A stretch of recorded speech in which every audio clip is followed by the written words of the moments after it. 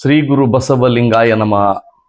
ಬಸವ ಜಯಂತ್ಯೋತ್ಸವದ ಶುಭಾಶಯಗಳು ತಮ್ಮೆಲ್ಲರಿಗೂ ಕೂಡ. ನಮ್ಮ ದೇಶಕ್ಕೆ ಭಯೋತ್ಪಾದಕರ ದಾಳಿ ಯಾವತ್ತಿಗೂ ಇದ್ದದ್ದೇ. ಪಕ್ಕದಲ್ಲೇ ಭಯೋತ್ಪಾದಕರನ್ನ ಇಟ್ಕೊಂಡು, ಪ್ರಳಯಾಂತಕರನ್ನ ಇಟ್ಕೊಂಡು ಆತಂಕದ ನಡುವೆ ನಾವು ಬದುಕುವಂತಾಗಿದೆ.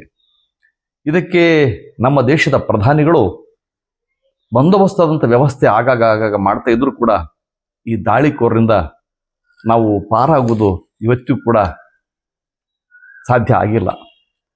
ಆದರೆ ಆ ದಾಳಿಕೋರರು ಮಾತ್ರ ಅವಕಾಶವನ್ನು ಹುಡುಕಿಕೊಂಡು ಅವಾಗ ನಮ್ಮ ಮೇಲೆ ದಾಳಿ ಮಾಡ್ತಾನೆ ಇರ್ತಾರೆ.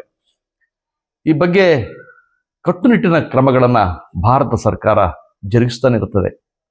ಆದರೆ ಈ ದಾಳಿಕೋರರು ಅದು ಹೇಗೋ ಕಣ್ತಪ್ಪಿಸಿ ನಮ್ಮ ದೇಶದ ಗಡಿಯೊಳಗೆ ಬಂದು ನಮ್ಮ ಜನಗಳನ್ನು ಕೊಲ್ತಾ ಇರ್ತಾರೆ. ಇದು ನಿಜಕ್ಕೂ ನಾವೆಲ್ಲರೂ ಖಂಡಿಸ್ತಕ್ಕಂಥ, ನಾವೆಲ್ಲರೂ ಒಕ್ಕಟ್ಟಿನಿಂದ ಅದನ್ನು ಎದುರಿಸಲೇಬೇಕಾದಂಥ ಒಂದು ಸಂದರ್ಭ ಅಂತ ಹೇಳಿದರೆ ತಪ್ಪಾಗಲಿಕ್ಕಿಲ್ಲ.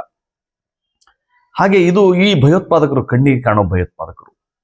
ಇವರು ಒಮ್ಮೆದೊಮ್ಮೆ ನಮ್ಮೆಲ್ಲರ ಕಣ್ಣು ತಪ್ಪಿಸಿ ಬಂದು ತಮ್ಮ ಬಂದೂಕುಗಳ ಮೂಲಕ ಸಾಕಷ್ಟು ಜನಗಳನ್ನು ಕೊಂದು ಮರಳಿ ಹೋಗ್ತಾರೆ. ಕೆಲವರು ನಮ್ಮ ರಕ್ಷಣಾ ಇಲಾಖೆಯ ಸೈನಿಕರಿಗೆ ಸಿಕ್ಕು ಹತರಾಗ್ತಾರೆ. ಈ ಭಯೋತ್ಪಾದಕರನ್ನ ಹೇಗೋ ಮ್ಯಾನೇಜ್ ಮಾಡ್ಬೋದು. ಈ ಭಯೋತ್ಪಾದಕರು ತಮ್ಮ ಬಿಲ ಸೇರಿದ ಮೇಲೆ ನಾವೇ ಇದಕ್ಕೆ ಕಾರಣ ಅಂತ ಹೇಳಿಕೆ ಕೂಡ ಕೊಡ್ತಾರೆ. ಇದು ಎಲ್ಲರ ಗಮನಕ್ಕೆ ಬರುತ್ತೆ, ಇಡೀ ದೇಶದ ಗಮನಕ್ಕೆ ಬರುತ್ತೆ, ಪ್ರಧಾನಿಗಳ ಗಮನಕ್ಕೆ ಬರುತ್ತೆ, ರಕ್ಷಣಾ ಇಲಾಖೆ ಗಮನಕ್ಕೆ ಬರುತ್ತೆ. ಇಡೀ ಜನರನ್ನ ಅವರ ಬಗ್ಗೆ ಕೋಪೋದ್ರಿಕ್ತವಾಗುವಂತೆ, ಅವರ ಬಗ್ಗೆ ಎಚ್ಚರದಿಂದ ಇರುವಂತೆ ನಮ್ಮೆಲ್ಲರ ಕಣ್ಣನ್ನು ತೆರೆಸ್ತದೆ. ಇದರಲ್ಲಿ ಎರಡು ಮಾತುಗಳೇ ಇಲ್ಲ. ಆದರೆ ಇವೆಲ್ಲಕ್ಕಿಂತ ಮುಖ್ಯವಾಗಿ ನಮ್ಮೊಳಗೆ ಕೂಡ, ನಮ್ಮ ದೇಶದಲ್ಲಿ ಕೆಲವು ಜನ ಪ್ರಳಯಾಂತಕರಿದ್ದಾರೆ, ಭಯೋತ್ಪಾದಕರಿದ್ದಾರೆ. ಅವರು ತುಂಬ ಸಾಫ್ಟ್ ಆಗಿರ್ತಾರೆ. ಅವರು ಬಂದೂಕುಗಳನ್ನು ತರೋದಿಲ್ಲ, ಬರ್ಚಿಗಳನ್ನು ತರೋದಿಲ್ಲ, ಖಡ್ಗಗಳನ್ನು ತರೋದಿಲ್ಲ. ಖಡ್ಗ ಬರ್ಚಿ ಇಲ್ಲದೆ ನಮ್ಮನ್ನು ಮಾನಸಿಕವಾಗಿ ಕೊಲ್ತಾನೆ ಇರ್ತಾರೆ. ಆದರೆ ನಮ್ಮನ್ನು ಕೊಂದಿದ್ದಾರೆ ಅಂತ ಅರಿವು ನಮಗೂ ಕೂಡ ಗೊತ್ತಿರೋದಿಲ್ಲ. ಇದು ಗೊತ್ತಾಗಬೇಕಾದ್ರೆ ನಾವು ಮತ್ತೆ ಓದಾಳಿ ಆಗಬೇಕಾಗ್ತದೆ. ಚರಿತ್ರೆ ಪುಟಗಳನ್ನು ತಿರುವಿ ನೋಡಬೇಕಾಗ್ತದೆ. ಇತಿಹಾಸವನ್ನು ತಿಳಿದವರು ಮಾತ್ರ ಇತಿಹಾಸ ಸೃಷ್ಟಿಸಲಿಕ್ಕೆ ಸಾಧ್ಯ ಆಗ್ತದೆ. ಇತಿಹಾಸ ತಿಳಿದುಕೊಳ್ಳದೆ ಸುಮ್ಮನೆ ಸುಮ್ಮನೆ ಯಾರ ಮೇಲೆ ಎಗರಾಡಿ, ಇನ್ಯಾರ ಮೇಲೋ ತಪ್ಪು ತಿಳುವಳಿಕೆ ಮಾಡಿಕೊಂಡು ಮತ್ತಾರೋ ಮಾತುಗಳನ್ನು ತಪ್ಪಾಗಿ ಅರ್ಥ ಮಾಡಿಕೊಂಡ ವ್ಯಕ್ತಿಗೆ ಇದು ಅರ್ಥ ಆಗಲಿಕ್ಕೆ ಸಾಧ್ಯ ಇಲ್ಲ.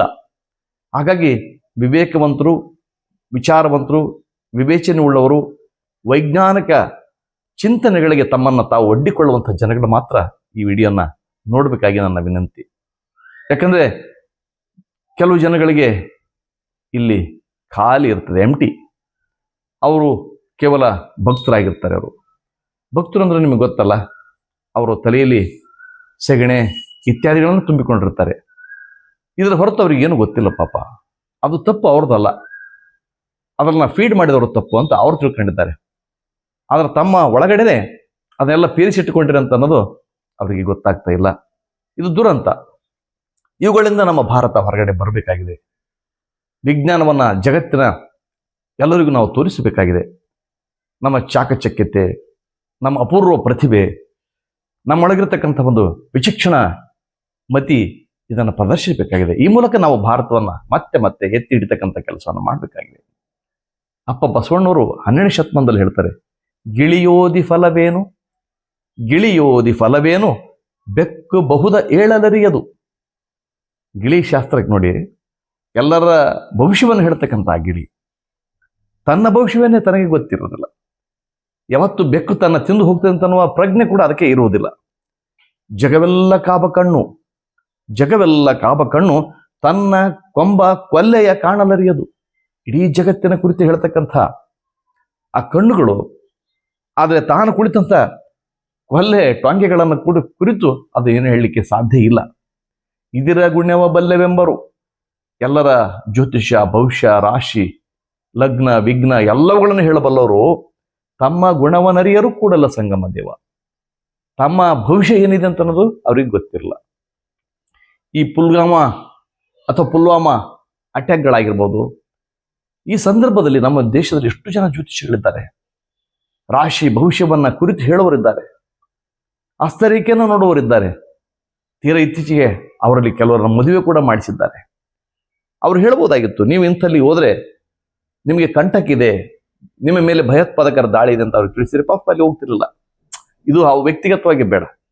ದೇಶದ ಪ್ರಧಾನಿಯನ್ನು ಉದ್ದೇಶಿಸಿ ಅವ್ರು ಹೇಳ್ಬೋದಾಗಿತ್ತು, ನಮ್ಮ ಇಂಥ ದಿನಾಂಕ ಇಂಥ ಸ್ಥಳದಲ್ಲಿ ಖಂಡಿತವಾಗಿಯೂ ಬಾಂಬ್ ಬ್ಲಾಸ್ಟ್ ಆಗ್ತದೆ ಅಥವಾ ಭಯೋತ್ಪಾದಕರ ಅಟ್ಟಹಾಸ ಮೆರೀತಾರೆ, ಇಷ್ಟು ಜನರನ್ನ ಕೊಲ್ತಾರೆ ಅಂತ ಹೇಳಿಬಿಟ್ರೆ ಖಂಡಿತವಾಗಿಯೂ ನಾವು ದೇಶ ಹೈ ಅಲರ್ಟ್ ಆಗಿರ್ತಿತ್ತು. ಅವ್ರ ಬಗ್ಗೆ ನಾವು ಕೇರ್ ತಗೊಳ್ತಿದ್ವಿ, ಆ ದಾಳಿಕೋರರಿಂದ ಬಚಾವಾಗ್ತಿದ್ವಿ. ಅಂಥ 30-40 ಕುಟುಂಬಗಳು ಆ ಭಯೋತ್ಪಾದಕರಿಂದ ದೂರ ಇರ್ತಿತ್ತು. ಯಾಕೆ ಇದನ್ನ ಅವ್ರು ಹೇಳಲಿಲ್ಲ? ಹೇಳಂದ್ರೆ ಅವರಿಗೆ ಅದು ಗೊತ್ತಿಲ್ಲ ಅಂತ ಅರ್ಥ. ಇದಿರ ಗುಣವ ಬಲ್ಲೆವೆಂಬರು ತಮ್ಮ ಗುಣವ ನರಿಯರು ಕೂಡಲ ಸಂಗಮ ದೇವ. ಜಗವೆಲ್ಲ ಕಾಬ ಕಣ್ಣು ತಾನು ಕುಳಿತಂಥ ಕೊಂಬ ಕೊಲ್ಲೆಯ ಕಾಣಲರಿಯದು ಅಂತ ಹೇಳ್ತಾ ಹಾಗೆ ಪರಿಸ್ಥಿತಿ. ಸರಳ ವಾಸ್ತವನ ಒಬ್ಬ ಮಹಾಪುರುಷ ಹೇಳ್ತದ ಟಿವಿಯಲ್ಲಿ ಬಂದು, ಎಲ್ಲ ಕಡೆ ರಾಜ್ಯದಾದ್ಯಂತ ತಿರುಗಾಡಿ, ದೇಶದಾದ್ಯಂತ ತಿರುಗಾಡಿ ಜನಗಳಿಗೆ ಹೇಳ್ತಕ್ಕಂಥ ಸರಳ ವಾಸ್ತುವಿನ ಗುರೂಜಿ ಹುಬ್ಬಳ್ಳಿಯಲ್ಲಿ ಒಂದು ಲಾಡ್ಜ್ ಒಂದರಲ್ಲಿ ಏನಾದ ಆ ತಾನು ವಾಸ ಮಾಡ್ತಕ್ಕಂಥ ಆವಾಗ ಹೋಗಿ ತಾತ್ಕಾಲಿಕವಾಗಿ ತಂಗಿರ್ತಕ್ಕಂಥ ಆ ಲಾಡ್ಜಿನ ವಾಸ್ತು ಕೂಡ ಆತಗೆ ಅರ್ಥ ಆಗಿರ್ಲಿಲ್ವಾ? ತನ್ನನ್ನೇ ಕೊಲ್ಲಲಿಕ್ಕೆ ಬಂದಂತ ತನ್ನ ಜೊತೆಗಿರ್ತಕ್ಕಂಥ ವ್ಯಕ್ತಿಗಳ ಬಗ್ಗೆ ಆತನಿಗೆ ಗೊತ್ತಿರಲಿಲ್ವಾ? ಅಂದ್ರೆ ಇದರ ಅರ್ಥ ಆ ಜ್ಯೋತಿಷ್ಯ, ಆ ಶಕುನ ಅಥವಾ ವಾಸ್ತು ಸರಿಯಷ್ಟು ತಪ್ಪೆಷ್ಟು ಅಂತಕ್ಕಂಥ ಅರ್ಥ ಮಾಡುವಂಥ ಮನಸ್ಥಿತಿಯವರು, ತಿಳುವಳಿಕೆ ಉಳ್ಳವರು ನಾವಾಗಲೇಬೇಕಾಗಿದೆ. ಎಷ್ಟು ನೋಡಿ, ಎಷ್ಟು ಮೌಢ್ಯಗಳಿವೆ ನಮ್ಮಲ್ಲಿ ಅಂದ್ರೆ ಹೆಜ್ಜೆ ಹೆಜ್ಜೆಗೂ ಮೌಢ್ಯಗಳು ನಮ್ಮನ್ನ ತಿಕ್ಕಿ ಮುಕ್ಕಿ ಕಾಡ್ತವೆ. ಈ ಮೌಢ್ಯಗಳ ಮೂಲಕ ನಮ್ಮ ಭಾರತವನ್ನು ಮುಂದೆ ತಗೊಂಡು ಹೋಗ್ಲಿಕ್ಕೆ ಸಾಧ್ಯ ಇಲ್ಲ. ನಮ್ಮ ದೇಶ ಪ್ರಧಾನಿಗಳು ಹೇಳಿದಂತೆ ಬುದ್ಧನ ದೇಶ ಇದು, ಡಾಕ್ಟರ್ BR ಅಂಬೇಡ್ಕರ್ ಅವರ ದೇಶ. ಜಗತ್ತಿಗೆ ಮೊಟ್ಟ ಮೊದಲು ಸಂವಿಧಾನಾತ್ಮಕ ವಿಚಾರಗಳನ್ನ 12ನೇ ಶತಮಾನದಲ್ಲಿ ಬಸವಾದಿ ಶರಣರು ಪ್ರಚುರಪಡಿಸಿದಂಥ ದೇಶ ನಮ್ಮದು. ಆದರೆ ಇಲ್ಲಿ ಅಜ್ಞಾನದಿಂದ ನಾವೆಲ್ಲ ಒದ್ದಾಡ್ತಿದ್ದೇವೆ. ಹಾವಾಡಿಗನು ಮೂಕುರುತಿಯು, ಬಹಳ ಚೆನ್ನಾಗಿ ಹೇಳ್ತಾರೆ ಅಪ್ಪ ಬಸವಣ್ಣವರು. ಹಾವಾಡಿಗನು ಮೂಕುರುತಿಯು, ಒಬ್ಬ ಹಾವಾಡಿಗನಿದ್ದಾನೆ, ಮೂಕುರುತಿ ಅಂದ್ರೆ ಆತನ ಹೆಂಡತಿಗೆ ಮೂಗು ಕೊಯ್ಯಲಾಗಿದೆ, ತನ್ನ ಕೈಯಲ್ಲಿ ಹಾವು. ಮಗನ ಮದುವೆಗೆ ಶಕುನ ನೋಡ ಹೋದಾಗ ಒಬ್ಬ ಹಾವಾಡಿಗನಿದ್ದಾನೆ, ಹಾವಾಡಿಗನ ಹೆಂಡತಿಗೆ ಮೂಗು ಕೊಯ್ಯಲಾಗಿದೆ, ತನ್ನ ಕೈಯಲ್ಲಿ ಹಾವಿನ ಬುಟ್ಟಿ ಇದೆ, ಮಗನ ಮದುವೆಗೆ ಶಕುನ ನೋಡ್ಲಿಕ್ಕೆ ಹೊರಟಿದ್ದಾರಂತೆ. ಇದರಲ್ಲೊಬ್ಬ ಎದುರುಗಡೆ ಒಬ್ಬ ಮೂಕುರತಿ ಬರ್ತಾಳೆ. ಹಾವಾಡಿಗನ ಕಂಡು ಶಕುನ ಹೊಲ್ಲೆಂಬ ಚದುರನ ನೋಡ. ಎದುರುಗಡೆ ಒಬ್ಬ ಹಾವಾಡಿಗ ಬರ್ತಾನೆ, ಮೂಕರತಿ ಇರ್ತಾಳೆ, ಕೈಲೊಂದು ಹಾವಿನ ಬುಟ್ಟಿರ್ತದೆ. ಅವ್ರ ಕೊಂಡು ಶಕುನ ಆಯ್ತು, ನನಗೆ ಅಪಶಕುನ ಆಯ್ತು ಅಂತಾರೆ. ತನ್ನ ಸತಿ ಮೂಕರತಿ, ತನ್ನ ಹೆಂಡತಿನೇ ಮೂಕರತಿದ್ದಾಳೆ, ಆಕೆ ಮೂಗು ಕೊಯ್ಯಲ್ಪಟ್ಟಿದೆ. ತಾನು ಹಾವಾಡಿಗ, ತನ್ನ ಕೈಯಲ್ಲಿ ಹಾವಿನ ಪುಟ್ಟಿದೆ, ತಾನು ಮೂಕುರೆಯ, ಅವನು ಕೂಡ ಮೂಗು ಕೊಯ್ಯಲಾಗಿದೆ. ತನ್ನ ಭಿನ್ನವನರಿಯದೆ ಅನ್ಯರ ಏನೆಂಬೆ ಕೂಡಲ ಸಂಗಮ ದೇವ. ನನ್ನೊಳಗಡೆ ಭಿನ್ನವನ್ನ ನಾನು ಅರ್ಥ ಮಾಡಿಕೊಳ್ಳದೆ ನಾನು ಎಲ್ಲೆಲ್ಲೋ ಶಕುನ ಅಪಶಕುನಗಳನ್ನು ಹುಡುಕ್ತಾ ಇದ್ದೀನಲ್ಲ, ಇದು ತಪ್ಪು ಅನ್ನುವ ಸಂಗತಿಯನ್ನ ಅಪ್ಪ ಬಸವಣ್ಣವರು 12ನೇ ಶತಮಾನದಲ್ಲೇ ನಮಗೆ ಹೇಳುವ ಮೂಲಕ ನಮ್ಮನ್ನು ಎಚ್ಚರಿಸಲು, ನಮ್ಮನ್ನು ಜಾಗೃತಗೊಳಿಸಲು, ಇವೆಲ್ಲವುಗಳಿಂದ ನಾವು ಹೊರಗಡೆ ಬರಲಿಕ್ಕೆ ಅವರು ಯತ್ನ ಮಾಡಿದ್ದಾರೆ. ಆದರೆ ಇದನ್ನು ಅರಿಯುವಂಥ, ಇದನ್ನು ತಿಳಿದುಕೊಳ್ಳುವಂಥ ಮನಸ್ಥಿತಿಯಲ್ಲಿ ನಾವು ಇವತ್ತು ಇಲ್ಲದೆ ಒದ್ದಾಡ್ತಾ ಇದ್ದೇವೆ.